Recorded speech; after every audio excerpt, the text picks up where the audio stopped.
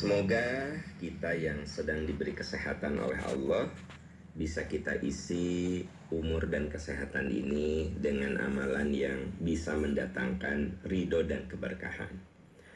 Bagi Bapak, Ibu, sahabat percikan iman yang oleh Allah sedang disayangi berupa ujian sakit, semoga sakit ini menjadi penggugur bagi kesalahan, menjadi pembuka kebaikan dan keberkahan. Pagi ini adalah hari Selasa 4 September 2022 atau bertepatan dengan 8 Rabiul Awal 1444 Hijriah. Sahabat percikan iman, pagi ini kita akan membahas masalah-masalah yang saya terima, dan kita akan bahas dengan pendekatan atau dengan analisa dari Al-Quran dan Sunnah Rasulullah SAW. Ya, kita mulai dengan yang pertama. Assalamualaikum Ustadz. Waalaikumsalam warahmatullah. Mau nanya, boleh enggak kalau kita kerja di tempat perusahaan anak, kebetulan pekerjaannya cocok untuk emak-emak seperti saya, apa enggak bakal jadi dosa buat anak saya? Hatur nuhun Ustad. Ya, jadi memang ada kesan, misalnya saya punya anak ya gitu. Terus saya kerja di perusahaan anak, kata orang Sunda mah pamali cenah, mempekerjakan orang tua gitu ya. Nah, pertanyaannya, apakah ibu bekerja di situ merasa terhina? Apakah ibu bekerja di situ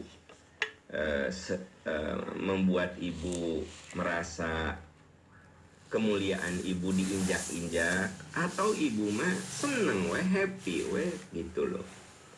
Kalau ibu seneng, ibu happy, ibu tidak ada beban ikut bekerja di perusahaan anak, ya tentu tidak ada masalah.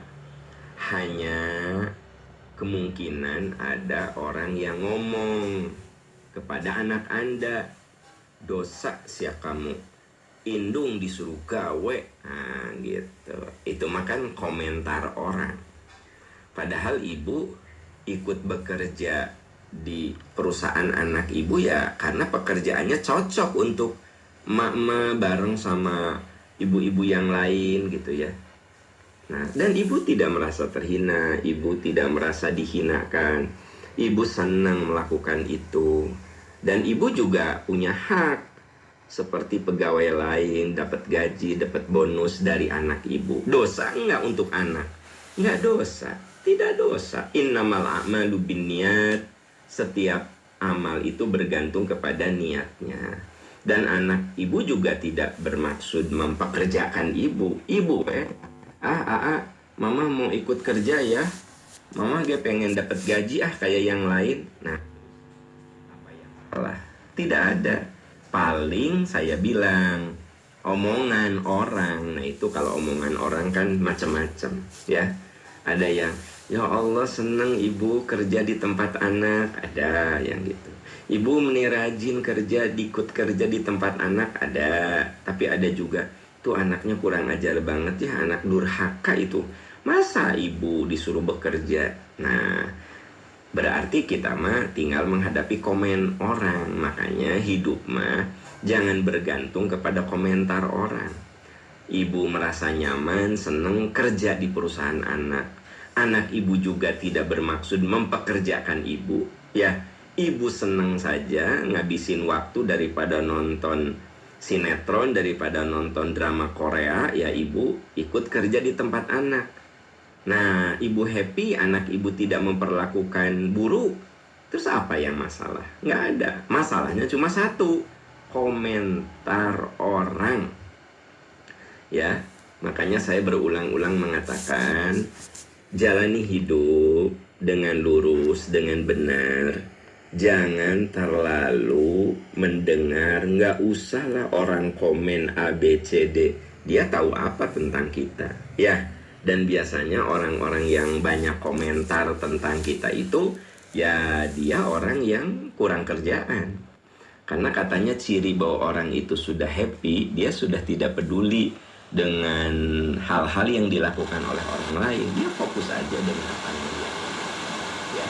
Nah, jadi saya menyarankan ibu untuk siap mental dengan komentar, cacian, makian kepada ibu dan anak ibu, gitu loh.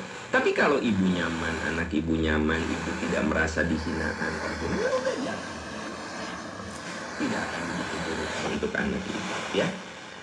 Wallahu a'lam bissawab, wallahu a'lam bissawab. Ya, kita beralih ke pertanyaan berikutnya. Assalamualaikum Ustadz. Waalaikumsalam warahmatullah. Ustadz, apa yang harus dilakukan jika kedua orang tua kami sama-sama berselingkuh? Awalnya salah satu dari mereka, kami sudah beberapa kali mengingatkan, tapi tetap berulang. Ternyata akhir-akhir ini orang tua saya yang satu lagi juga sama melakukan perselingkuhan. Saya jadi kehilangan kepercayaan. Padahal sepengetahuan saya, orang tua saya itu kategori soleh di mata saya. Dan kedua orang tua saya yang berselingkuh itu tidak tahu kalau anak-anaknya tahu. Orang tua kami yang satu lagi juga tidak tahu apa yang harus kami lakukan sebagai anak, ya. Iya. Pertama, kita harus mengingatkan, dan itu sudah Anda lakukan ke salah satu orang tua Anda, bahwa kemudian belakangan, yang satu lagi, mula-mula si ayah nih yang berselingkuh itu, anaknya ngingetin ayah, diingetin, nggak peduli, berulang lagi. Lama-lama anaknya tahu, ibunya juga begitu. Nah, apa yang harus dilakukan? Anda sebagai anak harus mengekspresikan kasih sayang, dan kasih sayang itu salah satu bentuknya adalah dengan nasihat. Apakah nasihat itu harus dari orang tua ke anak? Enggak. Bisa saja dari anak ke orang tua, gitu. Namun rumusnya adalah ud'u ila sabili rabbika bil hikmah. Ajak ke jalan Tuhanmu dengan hikmah, dengan ilmu. Wal mau'izatil hasanah, dengan kalimat-kalimat yang baik, dengan nasihat yang baik. Mengajak bukan mengejek, ya. Memuliakan bukan menghinakan. Itu rumus dakwah. Jangan mengejek, jangan menghina, tapi mengajak dan memuliakan. Itu prinsip dakwah, ya. Kepada siapa? Kepada siapapun, apalagi kepada orang tua. Wa qul lahuma qaulan karima. Bicara kepada orang tuamu dengan santun. Nah, Anda sudah lakukan itu. Udah ngingetin ke ayah, udah ngingetin ke ibu, malah Anda dimarahin. Anda dianggap kamu mah nggak tahu apa sebenarnya yang terjadi. Ya udah, Anda tinggal mendoakan. Ya, itu yang bisa dilakukan kita sebagai anak. Ya, kebayang ya, di satu sisi anaknya memandang orang tua itu orang tua yang soleh, sholat suka, ngaji Quran iya, datang ke majelis taklim rajin, dengan percikan iman rutin, ya, sedekah infak rajin. Anaknya bingung, bagaimana tuh ibu bapaknya dua anak berselingkuh. Nah, udah, Anda doakan saja, semoga orang tua Anda oleh Allah diberi bimbingan, diberi hidayah, gitu. Makanya kan saya bilang bahwa kita ini melihat orang itu memang kesolehan itu luas sekali, gitu. Kalau Anda memandang orang tua saya paham soleh loh, umroh, haji sudah, umroh udah beberapa kali, suka rajin ke majelis taklim, saum Senin Kemis, ya. Pokoknya orang soleh lah, gitu loh. Tapi kenapa ya bapak saya selingkuh, ibu saya selingkuh, itu gimana Ustadz? Nah, Jadi ada bagian yang memang ya kita bantu dengan doa saja. Dan kenapa dua-duanya berselingkuh ya kita tidak tahu apakah saling membalas gitu. Karena ada yang suaminya selingkuh dibalas dengan selingkuh lagi. Emang gue nggak bisa, gue juga laku, gitu ya. Ada juga yang suaminya selingkuh, didoakan gitu ya. Ada yang istrinya selingkuh, suaminya balas, gue juga bisa gitu. Ada juga yang istrinya selingkuh, suaminya bager, tidak terbawa arus, mendoakan, mengingatkan gitu ya. Nah, jadi sebenarnya kembali kepada diri kita masing-masing. Ketika kita mendapatkan ujian itu, alladzina idza asobathum musibah qalu inna lillahi wa inna ilaihi. Ini kan musibah. Anda sebagai anak menyaksikan ibu bapak Anda dua nana selingkuh. Padahal di mata Anda mereka orang soleh, ya rajin ibadah. Itu musibah. Orang yang kalau ditimpa musibah, qalu inna lillahi wa inna ilaihi raji'un. Serahkan semua kepada Allah, mohon agar Allah memberikan solusi terbaik gitu. Ya itu yang bisa kita lakukan, apalagi hanya kuasa Allah nanti yang akan menggerakkan hati orang tua Anda untuk insaf, sadar ya gitu. Wallahu a'lam bissawab. Wallahu a'lam bissawab. Ya, kita beralih ke pertanyaan berikut. Assalamualaikum Ustaz. Waalaikumsalam warahmatullahi. Apa hukumnya daftar haji dengan dana talangan? Beberapa institusi syariah ada yang pakai sistem gade emas untuk DP-nya, kemudian dapat porsi haji. Ada juga yang sistem DP uang sejumlah tertentu, kemudian langsung dapat porsi haji. Jazakallah Ustaz, semoga sehat selalu. Amin, amin. Ya, kalau yang melakukannya itu bank syariah, ya, itu sudah bisa dipastikan, sudah disepakati oleh Dewan Syariah. Nah gitu. Jadi gini, bank syariah, asuransi syariah, itu ada satu lembaga yang mengawasi, yaitu Dewan Syariah. Nah, beliau ini adalah orang-orang yang sudah pakar di bidangnya, bahkan sudah tersertifikasi ya sebagai pengawas perbankan syariah gitu.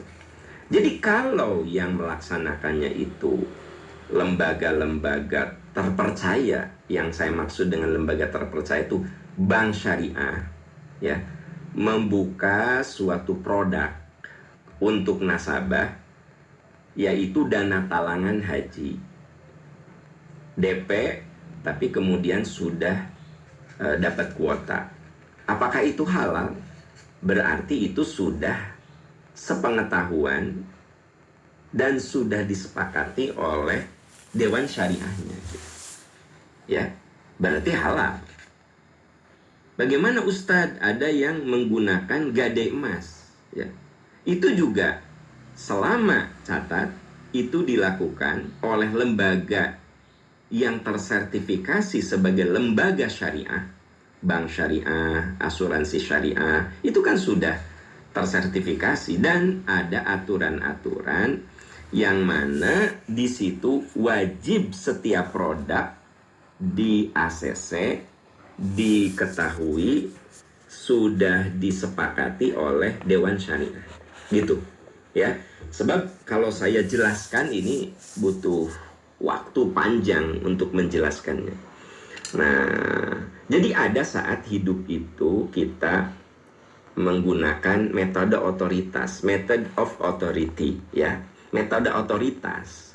Nah, termasuk user, Anda sebagai user untuk perbankan syariah, itu kan method of authority, metode otoritas itu maksudnya kalau itu dilakukan oleh lembaga syariah, ya sudah, itu halal.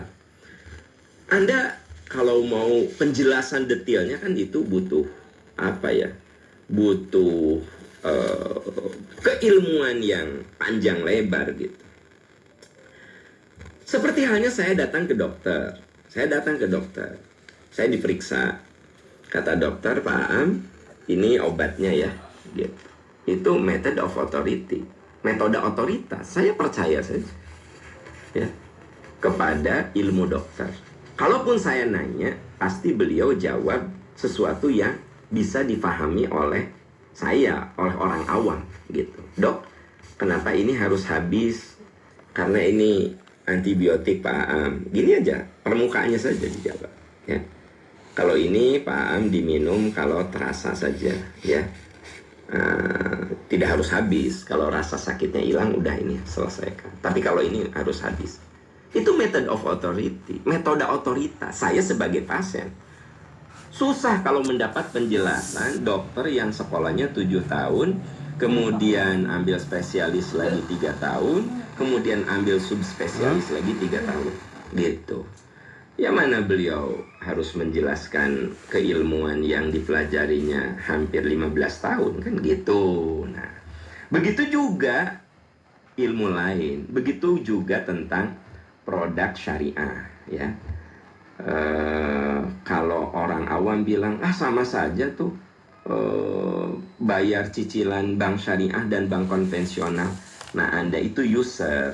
Nah, Anda kalau ingin mendapat penjelasan ilmiahnya lama gitu, harus ikut kursus ya kan gitu, kudu ikut pelatihan lama gitu. Maksudnya tak semuanya bisa dijelaskan dalam waktu singkat. Nah, jadi kita ini tahu diri sebagai user. Saya sebagai user untuk sebuah software, ya sudah saya pakai aja. Bagaimana penjelasan software itu? Nah, itu mah ilmu yang orang yang ahli dalam ilmu itu yang berbicara gitu. Jadi, teman-teman sekalian, dalam hidup ini, baik berupa syariat ataupun kehidupan biasa, itu ada saat kita menggunakan method of authority, namanya metode otoritas. Apa yang dimaksud dengan metode otoritas? Saya tidak tahu penjelasannya, tetapi saya percaya dengan lembaga itu. Saya percaya dengan kapasitas ilmu orang itu, ya, seperti yang saya tadi contohkan. Saya percaya sama dokter ini, gitu loh. Ya sudah, apa yang dia sampaikan saya ikuti. Itu kan method of authority. Saya percaya sama lembaga ini. Anda perlu percaya kalau bank syariah, asuransi syariah itu lembaga besar yang di situ ada duduk pakar-pakar ya, dokter-dokter di bidang syariah, fikih muamalah, dan beliau-beliau ini sudah tersertifikasi. Ada tersertifikasi di Indonesia, ada tersertifikasi di luar negeri ya gitu, untuk menjadi pengawas bank syariah. Itu namanya method of authority, metode otoritas ya. Udah, bismillah saja Anda ambil produk itu. Wallahu a'lam bishawab. Ya, kita beralih ke pertanyaan berikut. Assalamualaikum Ustadz, semoga Ustadz dan keluarga diberi sehat, amin ya rabbal alamin. Mau tanya, bagaimana cara salam ketika ikut sholat berjamaah?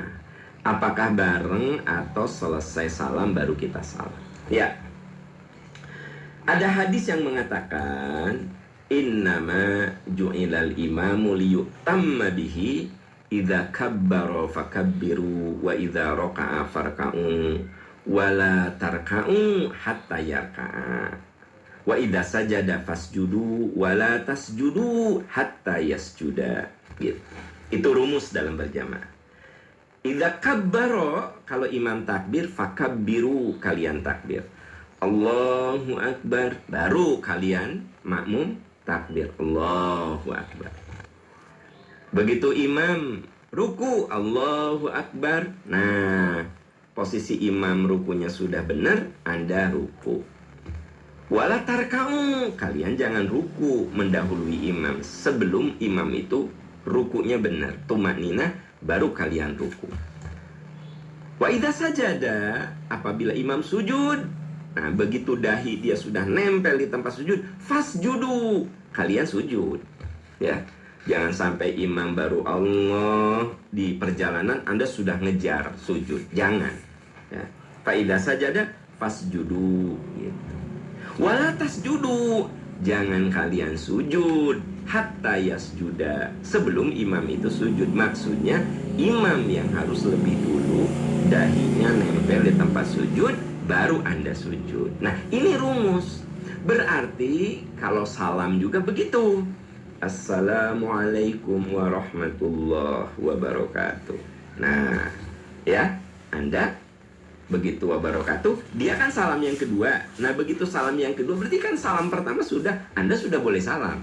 Nah, jadi tidak harus begini. Assalamualaikum warahmatullahi wabarakatuh. Assalamualaikum warahmatullahi wabarakatuh. Baru Anda salam. Enggak. Jadi gini. Assalamualaikum warahmatullahi wabarakatuh. Nah, begitu dia assalam yang kedua, berarti yang pertama sudah kan? Maka silahkan salam. Gitu. Itu rumus dalam berjamaah. Jadi salamnya jangan bareng, tapi selesaikan satu salam, Anda salam. Salam yang kedua, baru Anda kejar salam yang kedua. Gitu. Ya. Wallahu a'lam bishawab. Wallahu a'lam bishawab. Ya, kita beralih ke pertanyaan berikut.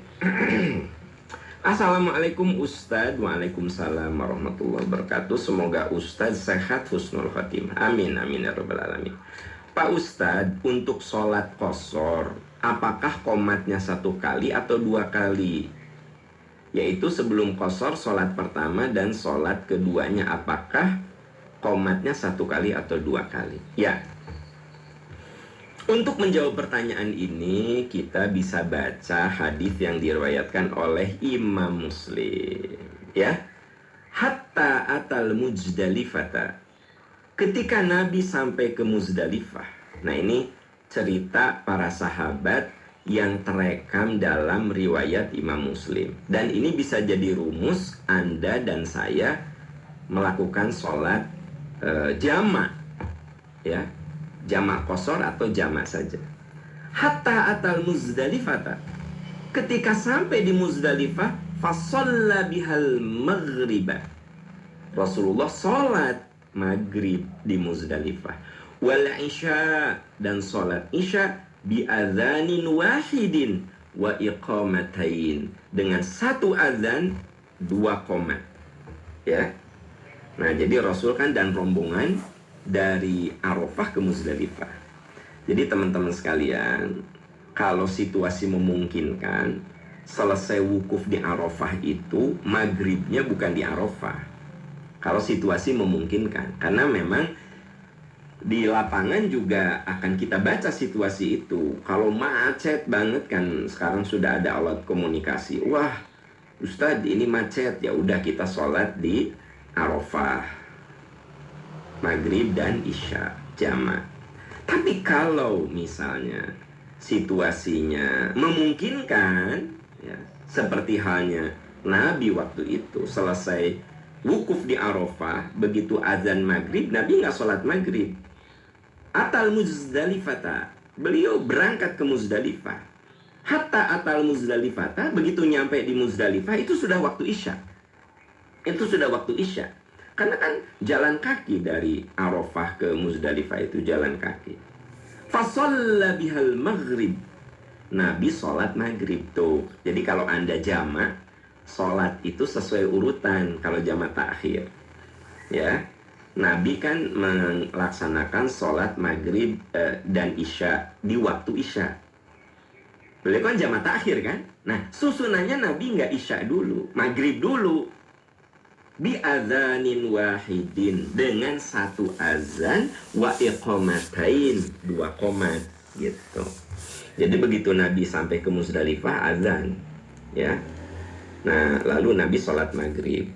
Selesai maghrib, qomat. Nah, jadi 2 sholat, 2 qomat, berarti tiap sholat 1 qomat. Nah, itu rumus, ya. Kalau Anda menjamak, ya, pakai qomat setiap sholat. Saya jamak duhur dan asarnya. Qomat duhur. Selesai duhur, qomat asar. Gitu caranya. Ya. Wallahu a'lam bishawab. Wallahu a'lam bishawab. Iya. Kita beralih ke pertanyaan berikutnya.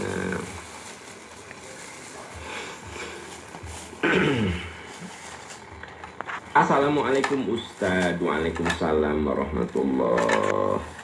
Ustadz, apakah keutamaan membaca sholawat cahaya? Apa benar Air yang sudah dibacakan sholawat sebanyak 3 kali bisa dipakai ikhtiar untuk mengobati penyakit.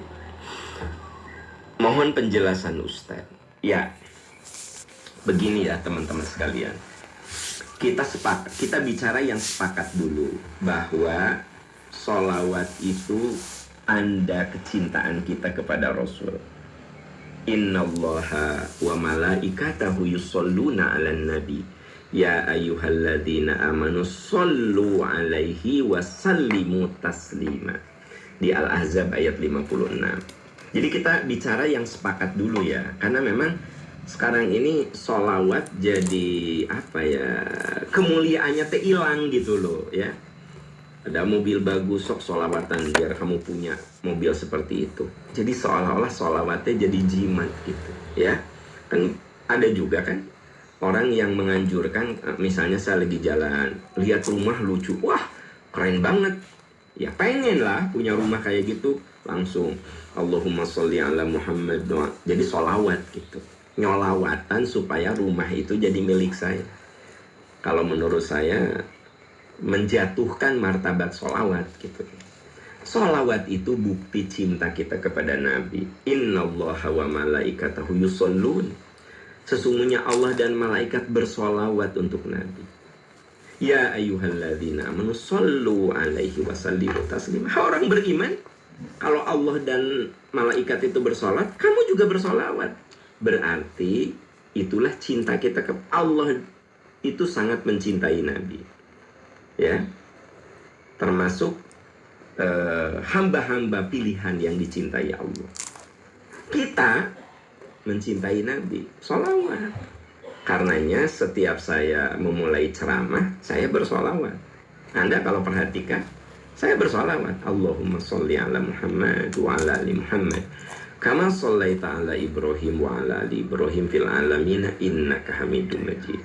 Saya pakai sholawat itu karena itu yang diajarkan Nabi kepada para sahabatnya dalam bersolawat. Nggak aneh-aneh solawatnya, nggak nyanyi-nyanyi solawat, enggak. Ketika turun ayat innallaha wa malaikatahu yushollun, ketika turun Al-Ahzab ayat 56, Rasul ditanya, ya Rasulullah kaifa nusolli alaika, ya Rasulullah kaifa nusolli alaika, bagaimana saya bersolawat kepada engkau? Kata Nabi, qulu, katakan oleh kamu, Allahumma sholli ala Muhammad wa ala ali Muhammad kama shallaita ala Ibrahim wa ala ali Ibrahim fil alamina innaka hamid. Baca oleh kamu. Jadi kalau saya bersolawatnya nggak aneh-aneh, yaitu solawat yang diajarkan Nabi kepada para sahabat gitu. Nah, jadi kita sepakat bahwa solawat itu tanda kecintaan kita kepada kekasih kita Nabi Muhammad SAW. Ya, para ahli ya, memberikan macam-macam sholawat. Pertama, sholawat itu menggunakan kata sallallahu alaihi wasallam. Setiap kali kita membaca hadis, qala nabiyyu sallallahu alaihi wasallam. Ketika saya berceramah, Nabi sallallahu alaihi wasallam. Itu yang pertama. Yang kedua, kalimat alaihi salatu wassalam. Itu juga itu sholawat juga, alaihi salatu wassalam gitu ya. Atau yang tadi saya baca, Allahumma sholli ala Muhammad wa ala ali Muhammad kama shallaita ala Ibrahim wa ala ali Ibrahim fil alamina innaka hamidum majid. Itu kalau itu ada di dalam hadis riwayat Imam Bukhari gitu. Jadi silahkan Anda mau sholawat yang seperti Anda baca di tahiyat, itu yang paling afdol, yang sempurna itu kalau bersolawat. Atau minimal alaihi salatu wassalam, atau Nabi sallallahu alaihi wasallam. Itu yang baku. Sekarang ini sholawat jadi macam-macam. Nah ya, nah ini semuanya tambahan gitu ya. Dan kemudian sholawat ini bergeser menjadi duniawi. Bergeser. Lihat mobil bagus, mobil listrik itu sebarang harganya 3 miliar. Allahumma sholli ala Muhammad. Sholawat supaya dapat mobil listrik. Kalau Kok saya lihat kok sholawat itu jadi runtuh gitu kewibawaannya. Yang paling parah, Pak Am, HP-nya bagus langsung dia pegang HP-nya. Allahumma sholli, cek seten, kamu sholawat gitu ya. Saya pengen punya HP seperti yang punya Pak Am. Ya tuh, nggak usah sholawat yang gitu mah. Berdoa, ya Allah beri hamba rezeki, terus kamu cari usaha. Sholawat mah cinta kamu ke Nabi, bukan mendatangkan rezeki ya tuh. Jadi banyak teman-teman, suatu yang agung itu menjadi turun martabatnya ketika ditarik pada dimensi-dimensi duniawi. Jadi kalau dimensi spiritual sudah ditarik dalam dimensi duniawi, itu sudah menjatuhkan martabat gitu. Ya. Kayak begini deh, ibadah umroh. Ini saya ingin ingatkan. Kalau umroh itu intinya ibadah. Gitu. Pak Am, saya ingin di sana berdoa. Enggak. Doa ingin punya anak, doa agar anak-anak soleh, doa agar rumah tangga berkah, doa tempatnya nggak doa, boleh. Ya. Tapi kalau niat umroh itu murni supaya Anda naik jabatan, supaya Anda jadi gubernur, supaya Anda jadi presiden, supaya Anda jadi wali kota, sungguh naif. Umroh dan haji itu jatuh ke martabat duniawi. Saya nih, karena ingin jadi wali kota nih, ingin pemilihan, umroh dulu. Ya, beri umroh nanti kan yang jadi wali kota, ya nggak sih? Nah, tapi kalau saya umroh, berdoa di sana, tapi intinya saya umroh, berdoa, doanya saya ingin jadi wali kota, ya boleh-boleh saja. Pertanyaannya, apa benar Anda 100% niatnya umroh, atau umroh karena ingin jadi wali kota? Nah, kan yang bisa jawab kita sendiri, ya nggak sih? Nah, makanya saudara-saudaraku tercinta, yuk, kalau ada satu ibadah itu tempatkan dia secara mulia. Kalau Anda tahu bahwa sholawat itu man sholla alayya wahidatan sallallahu alaihi asyra, itu hadis riwayat Muslim. Siapa yang bersolawat kepada Nabi 1 kali, maka Allah bersolawat 10 kali. Maka kita sama dengan bersolawat 10 kali. Itu rumus dalam amal soleh. Man ja'a bil hasanati falahu asyru amsalihha, 10 kali lipat. Kan mulia sebenarnya. Jangan sampailah teman-teman sekalian, ibadah-ibadah yang begitu agung, kecintaan kita kepada Nabi ditarik dalam dimensi-dimensi duniawi gitu. Saya juga aneh kalau ada orang menganjurkan kalau ingin punya mobilnya dipegang, sholawatan kan gitu. Jadi ayah pameran mobil, ada orang pegang, ya, kecowas komat kami, ternyata dia bersolawat sambil pegang mobil itu. Kata saya mah pengen punya mobil bagus mah ikhtiar, cari rezeki, ya, jadi orang tajir dengan cara halal, beli itu mobil. Jangan kemudian menjatuhkan solawat yang begitu agung hanya untuk sebuah mobil gitu, ya. Teman-teman, dunia itu kecil, nggak ada apa-apanya dibanding dengan yang Allah berikan kepada Nabi Shallallahu Alaihi Wasallam. Jadi saran saya hati-hati, jangan menarik dimensi spiritual yang agung ke dalam dimensi-dimensi yang sifatnya materialistis gitu. Ya, apapun itu, Anda berhaji niatnya karena ingin melaksanakan rukun Islam. Anda berumroh niatnya karena Anda ingin ibadah tawaf sa'i di sana. Udah itu niatnya. Bahwa di sana itu ada banyak tempat mustajabud doa, so di situ minta sama Allah gitu. Ya.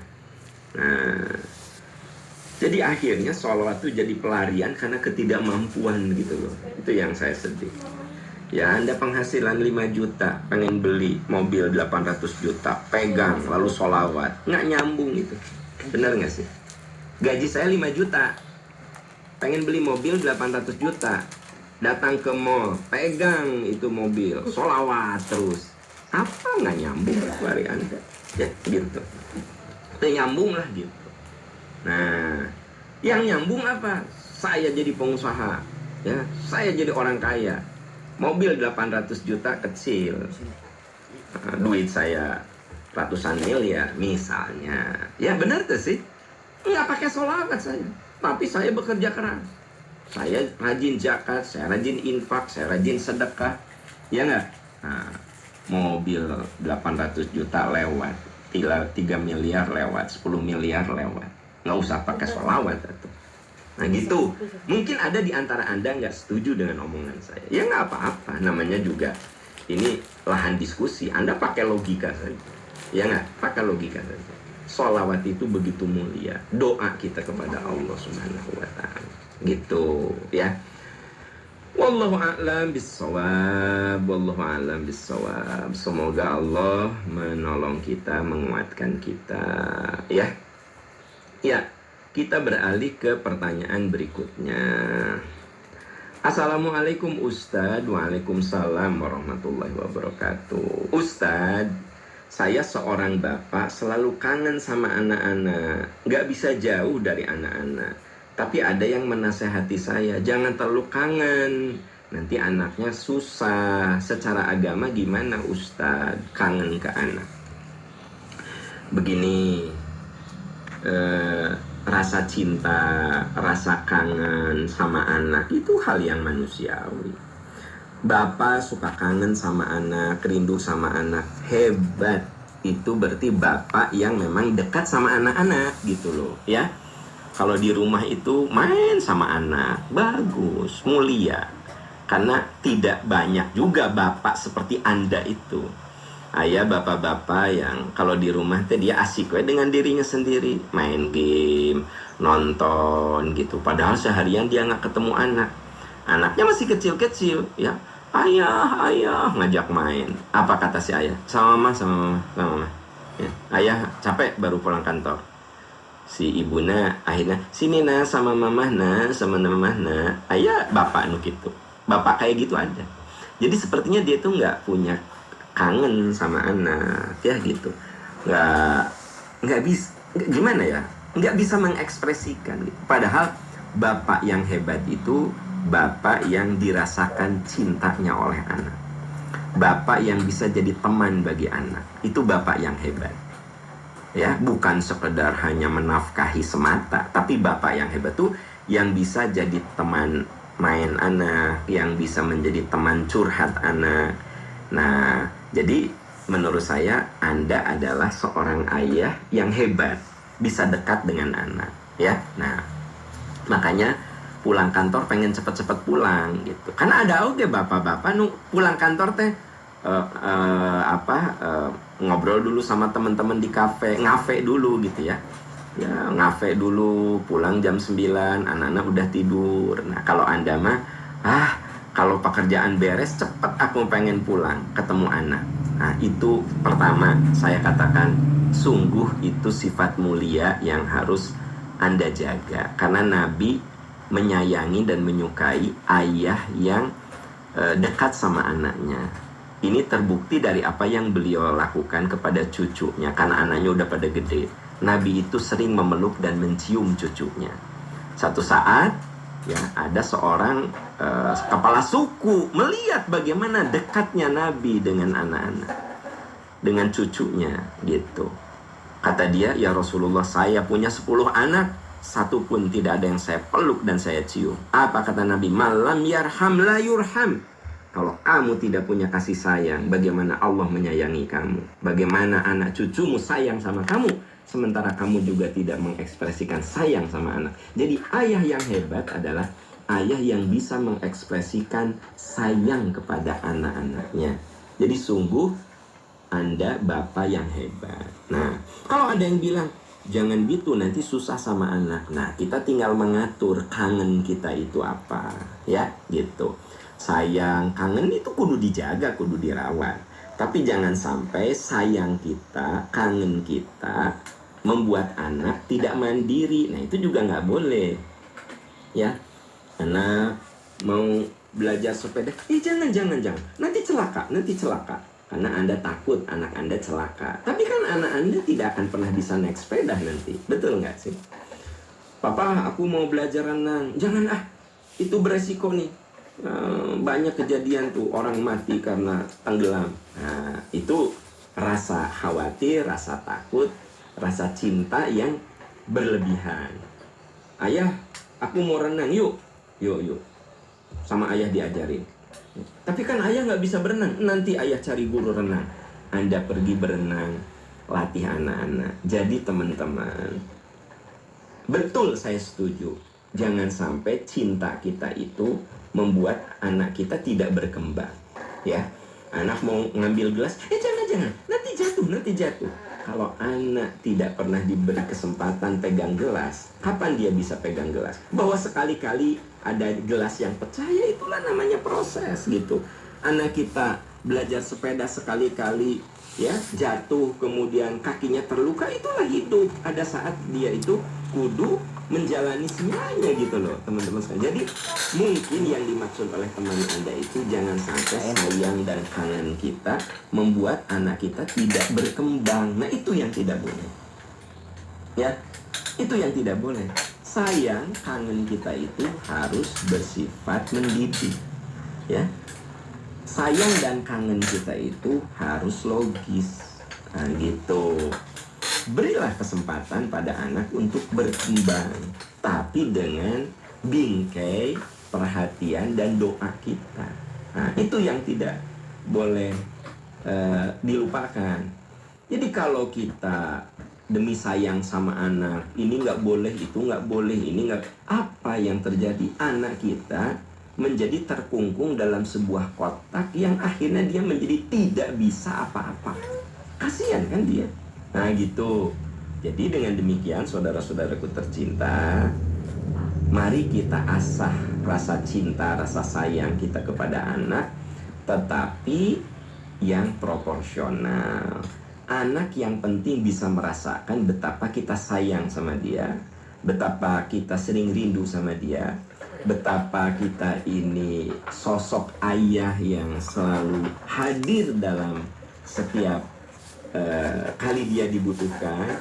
Makanya himbauan saya terutama kepada bapak-bapak muda nih ya, yang anaknya masih kecil-kecil, dekatlah diri kita kepada anak di saat anak kita masih kecil, karena itu akan jadi modal, menjadi investasi yang berharga saat anak kita udah gede gitu. Banyak bapak yang gini, kenapa ya anak saya nggak pernah ngobrol dengan saya? Ya gimana ngobrol?